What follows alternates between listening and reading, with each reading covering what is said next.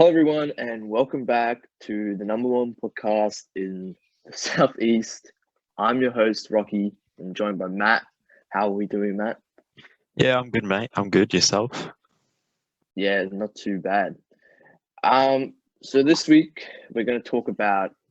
We're just going to recap one of the most boring trade periods in the history of footy for as long as I've been alive, and we're going to give I think each team a grade.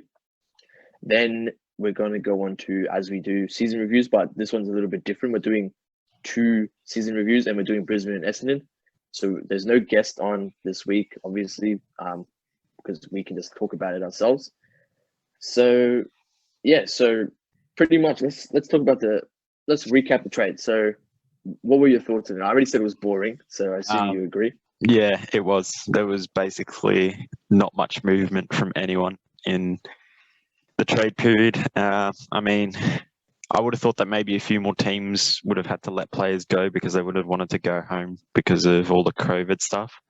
So I would have thought that the Lachie Neale situation would have happened a lot more at different clubs, but I was actually surprised that everyone, stayed pretty loyal to their club, and as a result, we didn't really get a lot of big player movements.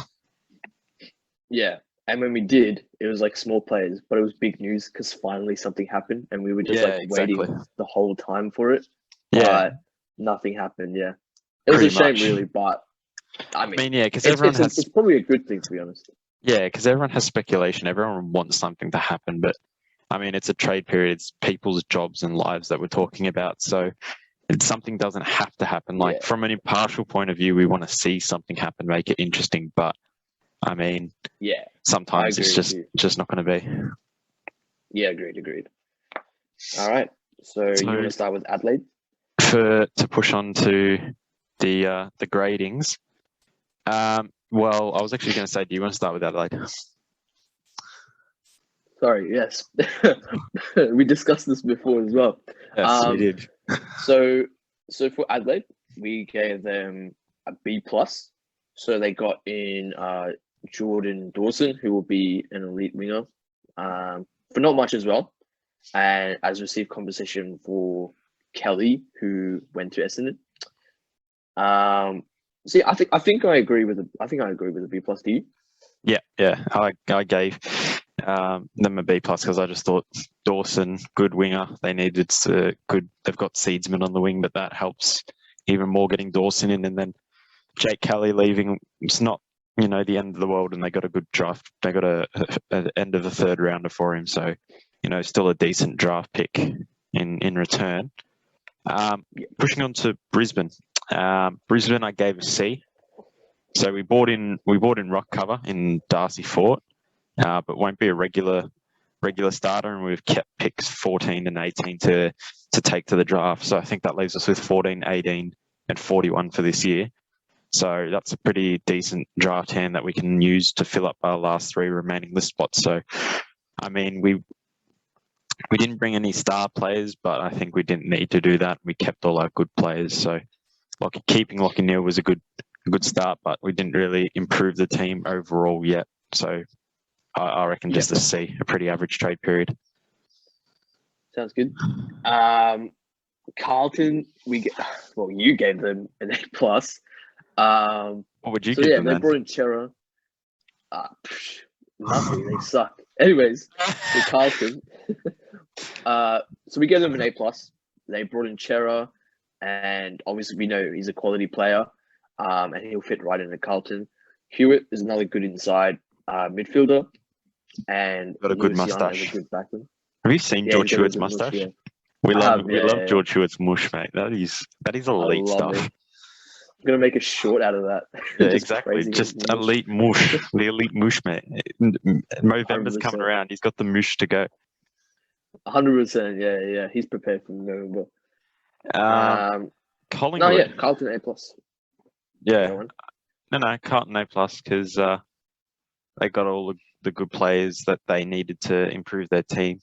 Collingwood, probably a B+. I gave. They'll still finish 13th anyways, but we'll move on. No, they might go 14th. You don't know. They might get even better. Oh, true. True, Yeah, true, true. I was being a little generous. I was being a little exactly. generous with You never know with Carlton. They could finish first next year, but they're probably more likely to finish 18th. But True. Collingwood brought in Paddy Lipinski and Nathan Kruger. They lost Max Lynch, Yep. which hurts because obviously that was good ruck cover for with Brody Grundy with the big Coxilla. Not really sure of what he's going to do in the future, Yeah. but and then they've also going to have enough draft points to pick up Nick Dacos, which is going to be good. But yeah, I'm just sad because Coxilla might go. Like all I just remember is that 2018 prelim final, and I'm going to downgrade them to like a D if the big Coxilla leaves. It'll be the saddest day in football when Mason Cox leaves the Collingwood Football Club. The No, that was saddest just day in football. saddest day in football was your drug scandal. Mate, I was joking at you for something serious. Pop. We're popping off. Speaking your Anyways, mob, you're next. yeah. So Essendon, we gave them a B, which is I agree with the B. We brought in Kelly, which is which is another good defender, and nothing really else happened. We wanted to get Bobby Hill over to the club, but GWS, Yeah, you wanted to oh rant my about God. Bobby Hill. I got some messages from you last night demanding Look, time to rant about Bobby Hill. So here's your time, mate. Here's your time to shine. yeah, got a couple minutes. So with Bobby Hill, he really wanted to come over to Essendon.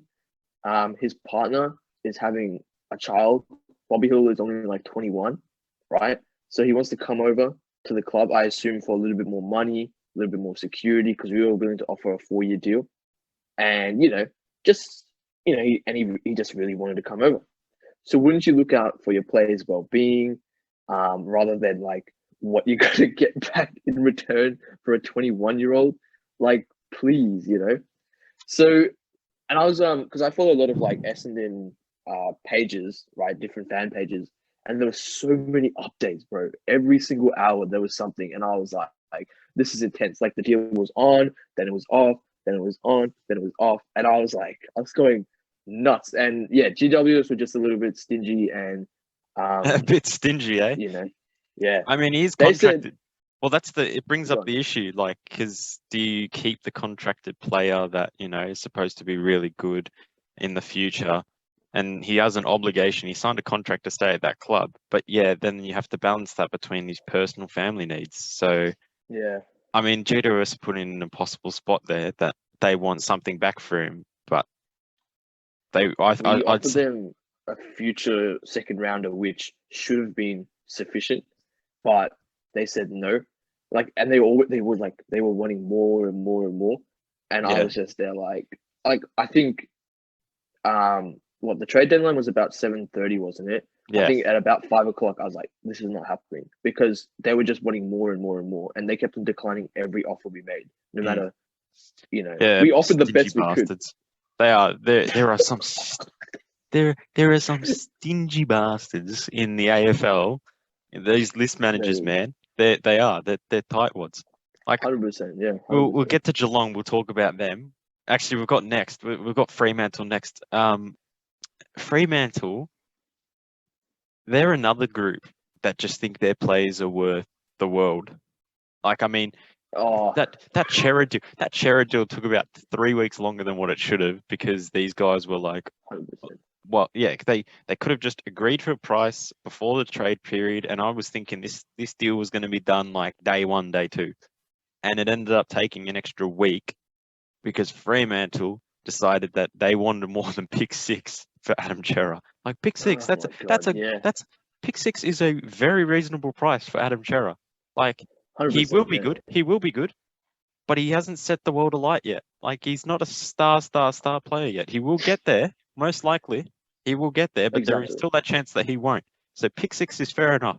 Why they wanted to chuck in a third rounder that will potentially be what?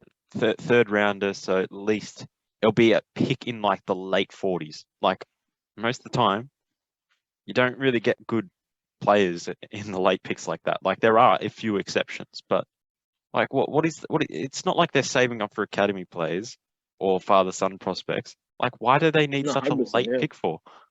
Anyway, that's a rant That's about Fremantle. Fremantle, but we've given Yeah, them no, a B plus. Because, I mean, to I be fair, agree. yeah, because they lost a good player and they brought in two decent players, like Jordan Clark, they'll have halfback run.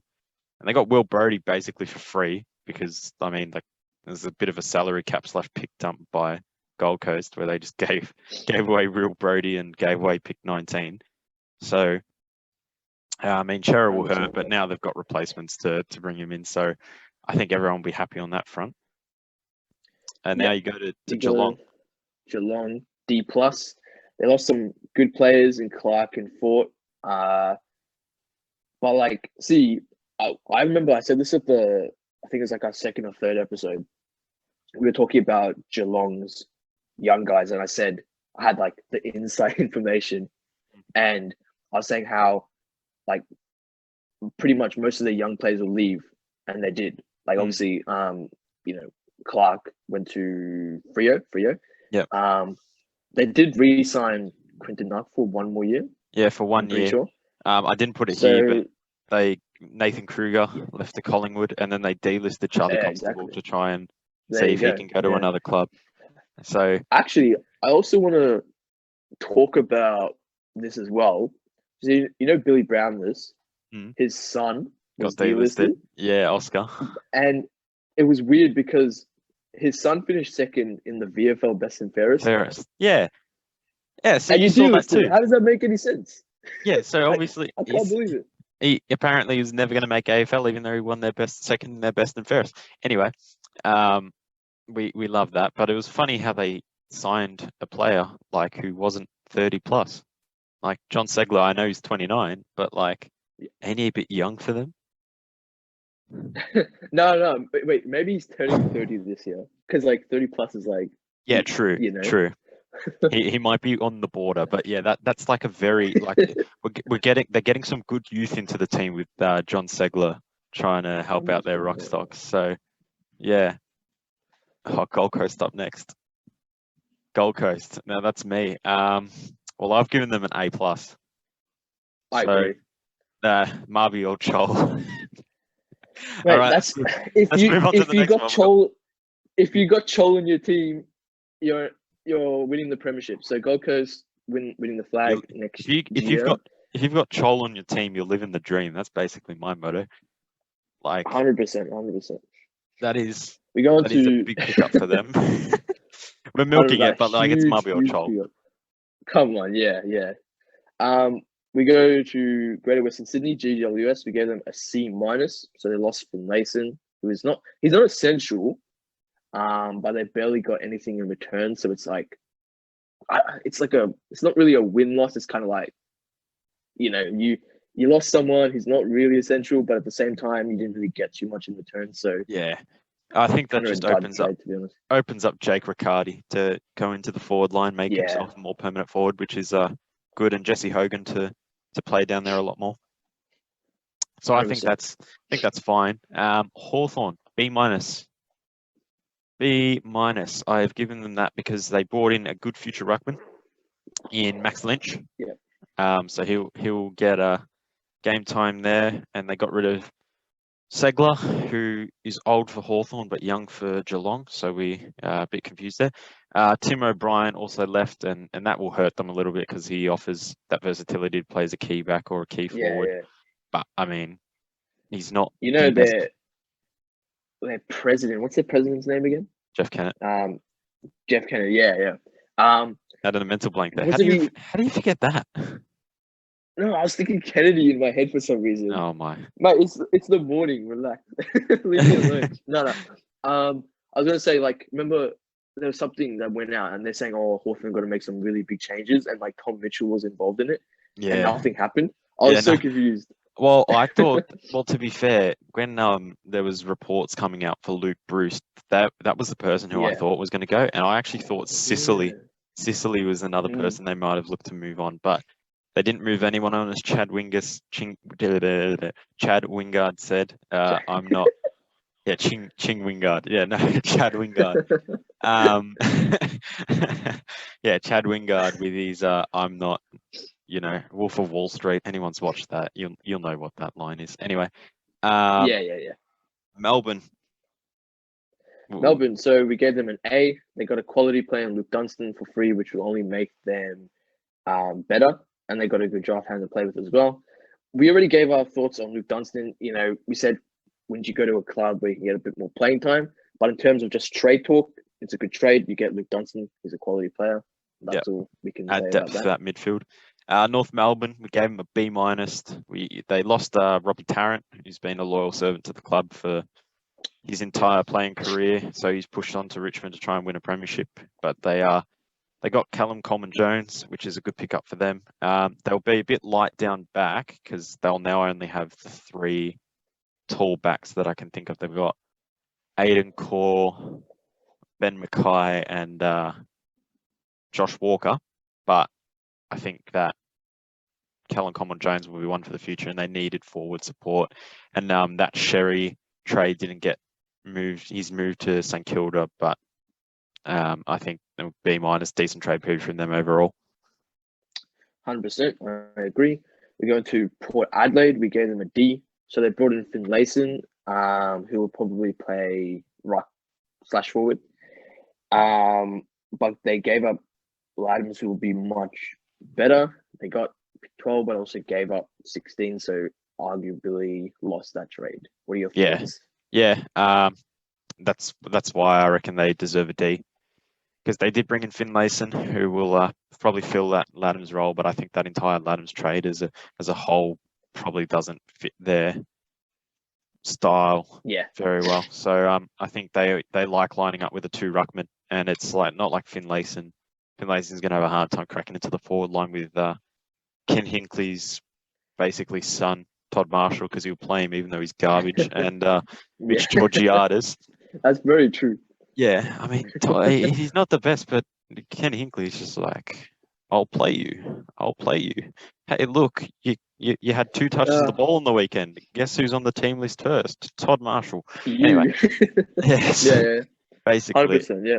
And then Richmond, we gave them an F. They bought in Tarrant, and Tarrant is going to be good for them for their Asprey trade, but just they're not living. They're lost Shoal, so dynasty's over. They're done. They're finished. Rebuild. Get the Hardwick out. Rebuild. They're gonna have to start again. Look, if you don't have Malbia Chol in your team, what's the point of existing? Just quit while you're at it. I mean, Brisbane had Malbia Chol, and we got rid of him, and that was sad for me because obviously he's turned into a cult hero now.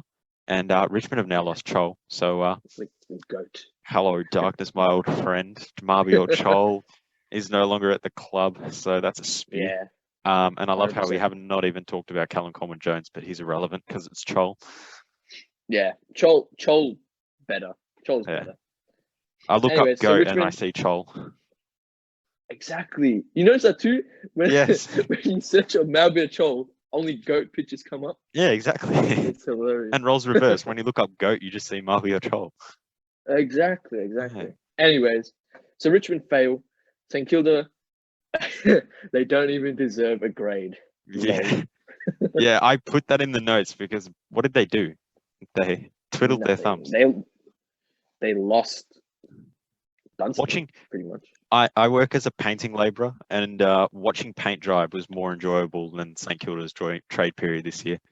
Like, honestly, well, I mean, to be honest, just in general, watching paint dry is probably more entertaining than this whole trade period, especially the last day. To be fair, I will not disagree with you at all because what happened. But Sydney gave him C+. They got him Peter Laddams, which is a spew because the Amati party can't play all the time anymore, which is cry. The big Amati party was great to watch during the year, like that soccer goal Eddie had. That reminds me something about Essendon. We also, sorry to go away from the trade, but we delisted Marty Gleeson, so the Marty party is over, and it makes me very sad. He's been a loyal servant to the club for a lot of years. Who? His injuries let his playing career down, but he was nonetheless loyal. So I'll miss you, Marty Who? Gleason. Anyways, move on. Who's Don't Marty? Who's just Marty go. Gleason? Just We move who? on. Who's that? He's not relevant. Anyway. Loyal servant. Anyway. Yeah, look, they're garbage. But yeah, so Sydney like to play. No, they're not. Yeah. Go on. Yeah, Sydney like to play with two rucks. So Peter Laddams will be good for them. So he'll fit that. But they've lost the quality Jordan Dawson and hardworking Hewitt. So hardworking Hewitt, the big HH. But no, I think that they did well to not lose Jordan Dawson for nothing in the preseason draft. And then hardworking Hewitt. I mean, that will be a loss because you all need a hardworking Hewitt. But no, 100%. Yeah. Anyways, so we move on to West Coast. So we gave them a C. So they got in Sam Petrosky-Seton for not much. If it doesn't work, they didn't pay the well for him, but could be a gem. Yeah. You want to explain? well, I put that there because basically, like, so they basically gave up like pick 50, which is not going to get you much anyway for him. He was previously pick number 6 in the draft. So there's something there to potentially be special. So you give up nothing for him, you get him. If he flops, he flops. You give him 2-3 years, you delist him if he doesn't play well. If he plays well, you've basically got a gem for pick 50. So, you know, I think West Coast are completely fine with that. And then finally onto the Bulldogs. They lost Paddy Lipinski and Lewis Young, and I've just realised I did not put a letter grade down, but I'm going to wing it. I'm going to give them a C-. They lost Lipinski and Young, which will hurt them a little bit, especially Lipinski. I think he was bound to be a really good player. He just couldn't get a game in that star-studded midfield. And I mean, Lewis Young, I mean, they'll throw him in the ruck, which probably isn't his best position, but you know, they brought in versatility in the form of O'Brien, who apparently will play key back to support down there, but he can swing forward. And then they got the draft points they needed for Sam Darcy. So all in all, I think, so I think that's a solid trade period from the Western Bulldogs. But you know, I just want to add, like, I remember they were hyping up Lipinski a lot, and I was very keen to see him play. But yeah, obviously with the midfield that the Bulldogs got, it's very hard to get a game there. So yeah, but yeah, I agree. For sure, yeah, because I mean, especially with Dunkley not leaving last year and then bringing in Treloar at the end, it's just too many. Unfortunately, 1600 doesn't go into 4. They got so many good midfielders, but they can only pick four good ones every single week. So I mean, you know, can't play a forward line of half forwards that can run into the midfield. But you know, unfortunately, Lipinski is the one that misses out. Yeah. So, anyways, we're going to move on from a very boring trade period that we somehow talked about for entertaining. Yeah, we talked about for 25 minutes somehow or something like that. I don't know, but I think that's decent. Yeah, exactly. But this segment will be a little shorter, so we're just going into the Brisbane and Essendon season review. I think we'll start with Brisbane. Do you want to start with Brisbane? All right. Yes. Okay, sure. So I'll just ask you the questions and you can answer. All right, so let's get it. So best player for the season. Best player.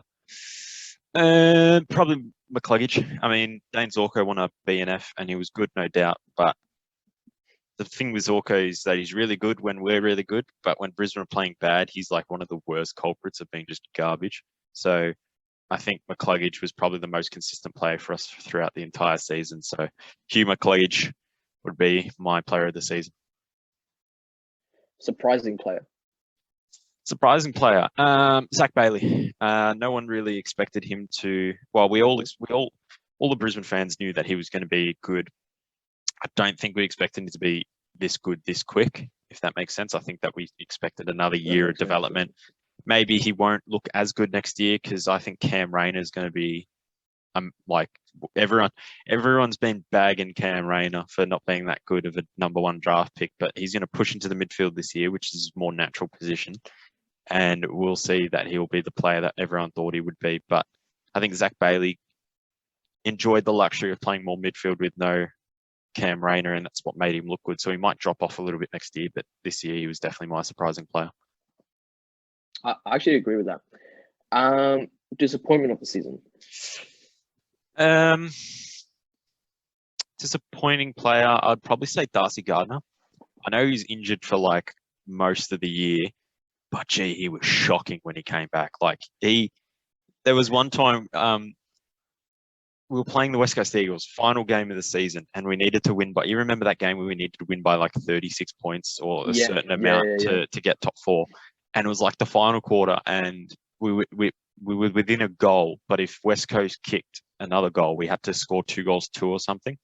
So it was like, oh, we've got to make sure that we can't concede. Anyway, ball gets kicked long. Jack Darling is literally on one leg hobbling around on the ground because like he couldn't come off. And Darcy Gardner's playing as his direct opponent. He tries to push him over. Like, man's on one leg. It should just be easy body contact and then just punch over the line. And somehow Jack Darling outmarked him. So I think that kind of just... I know Darcy Gardner was injured for most of the season, but I think that, you know, Yeah, I mean, in terms of footy struggled. IQ, that's not the best play, is it? So... No, it's not, because all it should be is just a bit of body contact and just punch it over the line, just get rid of it. Yeah, but exactly. Yeah. He struggled to do that, so unfortunately, I think that just sums up his season in a nutshell. Agreed. Best win / moment. Best win / moment. I think best moment for me personally was actually seeing Nakia Cockatoo play his first game in God knows how long. I think that, you know, he's just struggled with injuries the entire time his playing career. So I feel really bad for him. But that first game he played, he was medical sub for one game. So technically that was his debut. But he played against Hawthorn at the end of the year and we really needed a spark. We lost that game, unfortunately, but we needed a spark in that first quarter. And Cockatoo's like taking a couple of guys on and kicked his first goal in his the first game that he's played in ages. And I think for me that was just like a really good moment. In terms of best win, I'd say that West Coast game. I think I was watching that with my family and it was just panic stations. That was insane. I mean, I genuinely thought Link McCarthy had missed that. I was like, how has he missed that? I didn't think they were going to pay that point, but somehow they did. And, you know. Yeah. The crowd was intense. I know. It was amazing to watch. Yeah, Gabba can only seat 30,000, but it sounds really good when you're up there and when you're in the flesh. 100%. Even through the TV, it's still a little bit, you know, but at the ground, it sounds like really good because just the way that the sound can get trapped in there, so it sounds like there's a lot more people. Yeah. Worst loss / moment. I'll give you both. Worst lost, Western Bulldogs. I mean, by a point. Come on, tough. It was, and we just butchered so many opportunities that we could have had to win that game. I mean, we had our tall stocks were getting killed left, right, and center. Like we had McStay the week before getting knocked out, and then Jack Payne, because we were that short on forwards. Jack Payne was playing as our third key forward. He's normally a key defender. He's playing key forward. Got whacked in the face by Link McCarthy, and then he got subbed out of the game. So I mean, it was just all gone wrong for us. But that Western Bulldogs game was hard to swallow, especially seeing as they kicked the last 4 goals of the game to win. But you know, what can we do? And worst moment is probably Hippie going down with his ACL. I think Cam Rayner. Well, to be fair, actually, I'd say anyone that had a long-term injury. So Jared Berry missing 15 games, Darcy Gardner missed 16, Cam Rayner missed the entire season with an ACL, and then Hipwood is round 17 against St Kilda did his ACL there as well. So I hate Metricon Stadium. That is now official because that's where we lost Rayner, Hipwood, and Darcy Gardner in the 3 games we played there this year. So I officially hate Metricon Stadium. But I think that's probably our worst moment / loss. Season grade? Maybe pretty harsh here. I'm gonna say D. Actually, I'll say yes. That is super harsh. But we've made top 4 the last 3 years, and we've basically done nothing with it. Yeah. During the year we had 2 form slumps. So like that first one was at the start of the year, we tried to put more speed in the midfield, didn't work. So we went back to the old way. That middle part, and the only reason I gave us probably that high was that middle part of the season was really good. And then Hipwood went down with injury. Then we were terrible after that for a few weeks. But I just think that if we're going to consistently make finals, I think if we'd won the Bulldogs game, it would have been completely different, even if we'd come out and got smashed the next week by Port Adelaide, which I don't think we would have because we make Port Adelaide, hold our pocket. But yeah. I think that if we just won a final, I would be a bit more optimistic. But I think D, especially seeing like in 2019, you could say, oh yeah, like as our first season, not many people expected us to make it, so it's okay to go out straight sets. 2020, we won one, but then we got smashed by Geelong. This year, we should have at least won a final, and we didn't. So that's probably why I'm putting us that low. Fair enough. What's next for the Brisbane Lions? Well, we'll have Cam Rayner back. That would be like a new signing. We got lots of we got 15 odd games into Devon Robertson, Jackson Pryor, Kitty Coleman off halfback was a revelation towards the back end of the season. So I think what's next is good. Definitely still in the premiership window because our team's so young. We'll have Lockie Neal back to full strength without having to worry about his shoulder or his Achilles or his syndesmosis or whatever the hell he's got going on. Jared Berry's shoulder, Darcy Gardner's shoulder. Harris Andrews did a PCL for the second half of the year, so we'll have him back to full strength. Marcus Adams, hopefully he doesn't get any more stress fractures. So I think if we can get everyone back fully fit, we'll be a team to be reckoned with next year. So I think at a minimum next year for us, at least a prelim, a pass would be making the grand final, and then we should be thinking about winning it for sure. So we'll say for me next year, pass mark is the grand final. So get there, but we'll see what happens. We'll roles reverse, get the reverse card out, and we're going to do the Essendon season review. So best player for Essendon.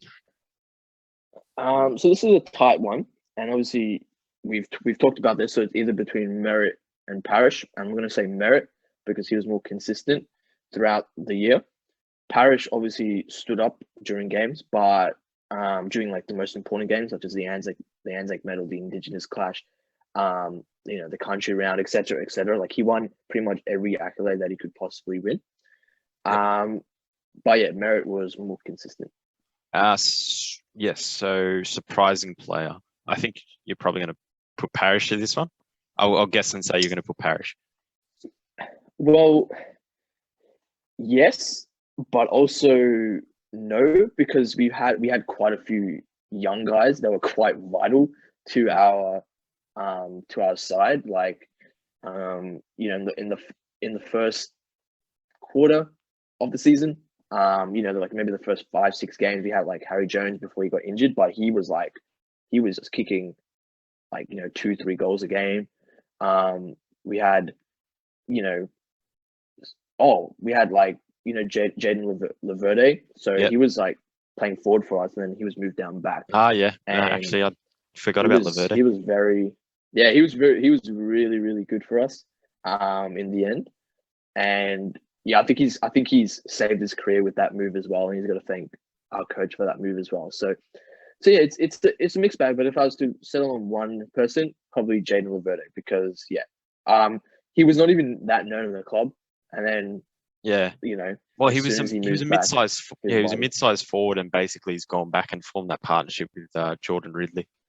It's interesting though that you guys are now going to line up with 3 intercept defenders rather than a lockdown defender. So I don't know. That's just something that I've looked at. But disappointing player of the season, if anyone that was below expectations. Ooh. This is a tough one because there was a few players that like started the season not really strong, but then ended up. See, I'm not going to say. So I'm going to mention Tipper, but I'm not going to say I was like disappointed as such because I can't really think of anybody else right now. It's just he was like kicking. He was kicking bags again. You know what I mean? Like he was And then obviously he dropped off a little bit form. Then he had some mental health issues, which is totally understandable. So I'm not going to say he's disappointing, but it was just very sad to see his form dip because we know, or I know, and if you're an Essendon fan, you know Tipper, he's dangerous. He's super, super dangerous. So when he's at his best, he's almost unstoppable. So for him to, drop off a little bit towards the season was it was quite upsetting. But yeah, so I'm not going to say he was the disappointment of the season, but he was definitely, it was very sad to see. So I was going to say, what about Aaron Francis? Yeah, so Aaron Francis, he also struggled with mental health. So I don't want to say they were like, I don't want to say they were like the disappointment of the season, but he could do better. He could 100% do better. The problem was like there was a little inconsistency in his role at the club. So he's normally our defender, right? So he's a defender. So we were like, okay, we're happy with him there, and he's not the best defender, but we know that he can hit pretty good form. But then Rodden moved him forward, and it was just worse. You know what I mean? So maybe he was a little bit disappointing. But then obviously when we found out he had a little bit of mental health issues, then it was. Well, I just thought from the outside looking in, like he was probably the one where played in defence the start of the year, disappeared for like half a season, then came back as a key forward at the end of the year when you guys were a bit short and didn't really do much there. That just from the outside looking in, that was probably the one that I thought was the guy that was a bit disappointing for you. What about your best win/moment? I don't want to sound cocky, but we did have like a few pretty decent wins this season. Like for example, we beat the Saints by 75 points. That was shocking. Couldn't believe that. That was like we don't do that here. Yeah, exactly. I was like, we normally lose. We suck. But to win by 75 points where every single player stood up was really nice. But actually, maybe the Fremantle win, we won by 6 or 7 points. Before that, we lost a lot of tight games against, I think, Sydney, Giants, etc. No, it's probably wrong. But anyways, so we did lose a few tight games.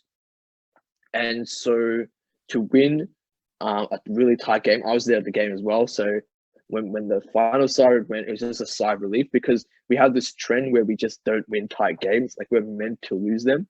So to win one was, sigh of relief. And to be there at the game was awesome as well. So I think the Fremantle win was probably our best win. But you know what could have been our best win? If we won against Richmond in the Indigenous clash. Oh, yeah. I was going to say, oh my God. What about your Carlton game or your Collingwood game, your Anzac Day clash? The Carlton game? We lost the Carlton game. We lost. Oh yeah, you did. Yeah. What am I on about? Yeah, you know what? Yeah. I am getting a bit confused. That was not. No, all good. Yeah. No, for me, that was your best. That was your best moment. Was the Carlton game? What? Okay. Yeah. So we lost Carlton. Yeah, because you lost. So game. Yeah, it's good. For me, it's good. Mate. Well, for you, yes. The Carlton game. Sorry.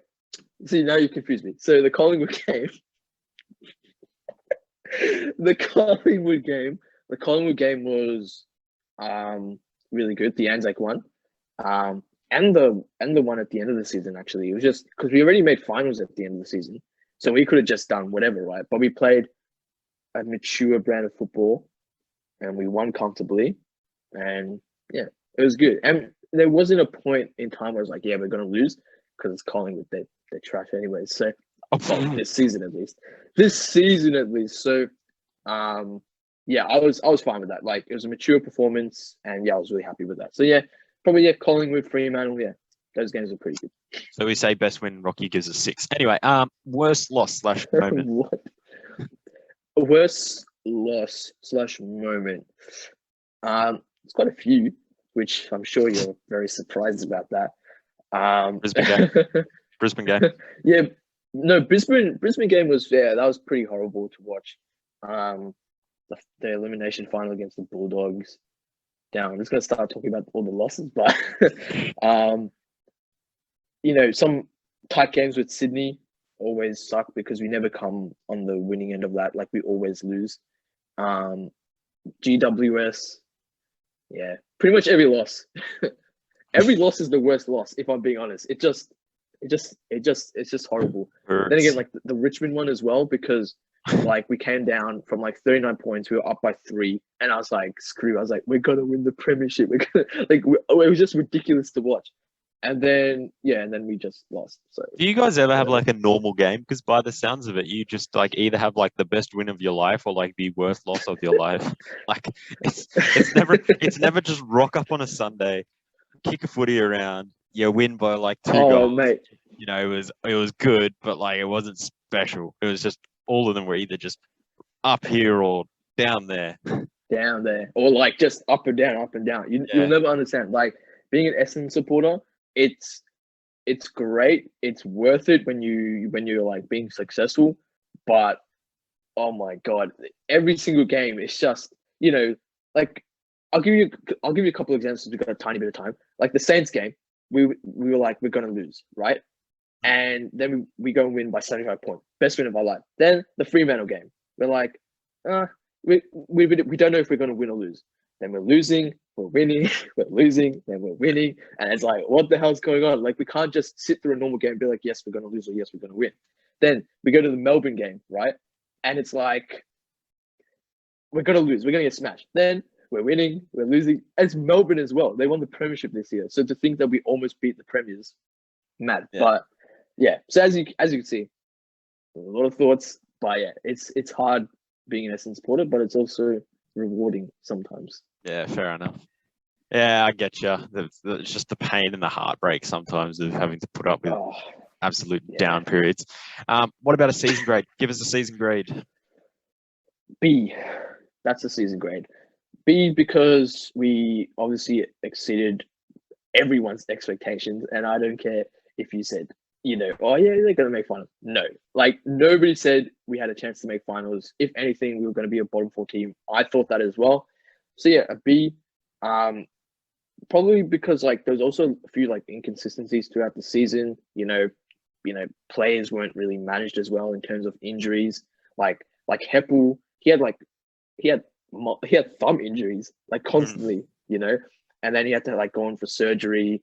Then Langford had hamstring, and then we brought him back too early, and then he did it again, and it was more serious.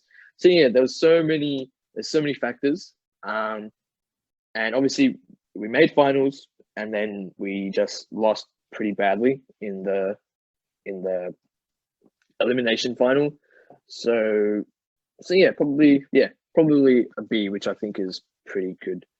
So what's next for the? Oh, it's you go. No, sorry, yeah, because like, see, you gave Brisbane a D. Is that correct?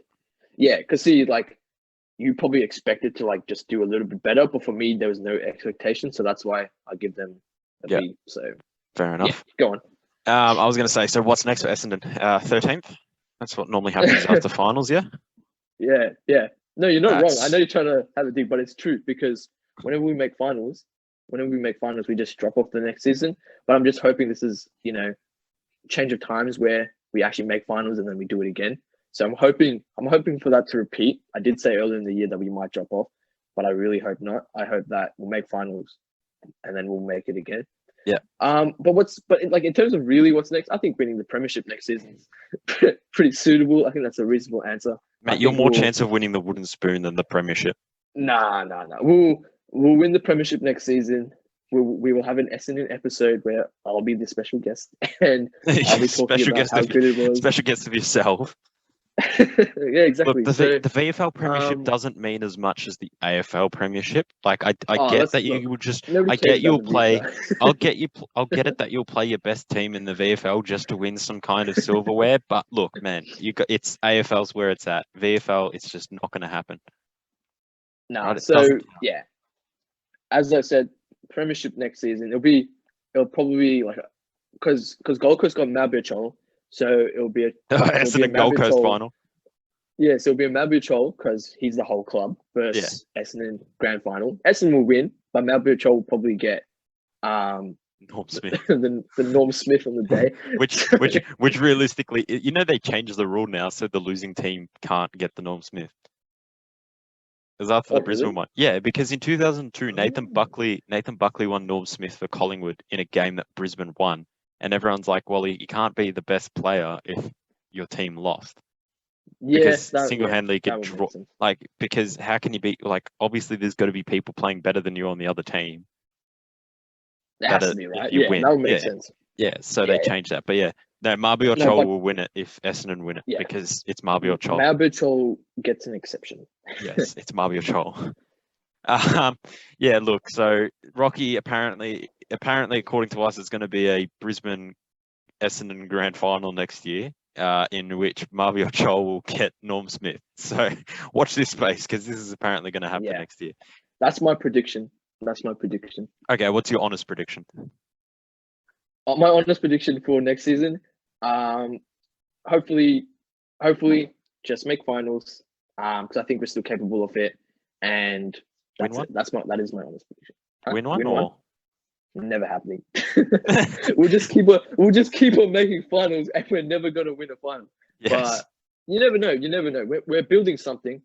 I think everybody can see that. So I just hope that, as long as we show improvement, next season, then it was worth it. So fair enough. Well, so long as we have a Brisbane Essendon grand final, everything's all happy. But that brings us to an end of episode 7 of the Footy Ramble podcast. Next week, should we talk a little bit about next week? I mean, we potentially may have not one, not 2, but 3 special guests on next week. So we'll see how that goes. But stay tuned because next week is going to be we're moving off. We'll switch back onto the footy content with the draft, but we're going to be switching to our off-season content that we've got planned. And next week is a big one. So make sure you stay tuned. There might be a lot of Bailey Smith references. Maybe because Bailey specific Smith, people. Harry Jones, Hang on, who else is hot in the AFL? Who else is like? Marby Chol. Yes, Marby Chol. Who else is pretty good looking? I'm just trying to think. Actually, there's actually quite a few. Oscar McInerney, Joe Danaher. Joe Danaher. Yeah. Haven't you seen how good looking these blokes are? Honestly, there are some good looking geezers in the AFL. You're telling me Oscar McInerney does not look good? He's not good looking. This lanky boy is honestly the best looking bloke you will ever see. He will make you like bat for the other team. Let's just say that. Anyways, so there might be. So I don't know if we have any females watching. Hopefully we do. I know we have 2 at least. One. So there'll be. Unfortunately, only 1. That's surprising. Anyway, that's so disappointing. Pop. Anyway, pop. We're popping off. But before I throw anyone under the bus, we'll move on to that. So stay tuned for next week, where we'll start our off-season content, and we'll definitely have some good stuff coming for you. Lots of laughs, lots of fun. So make sure that you subscribe on YouTube, like and comment on all of our videos. Go onto Spotify, follow on there. We've got a link tree in our Instagram bio, so follow us at the Footy Ramble. On that link tree, it links to like 50,000 different things that we put our podcasts on. So go check them all out there, and thank you for listening to this week's version of the Footy Ramble.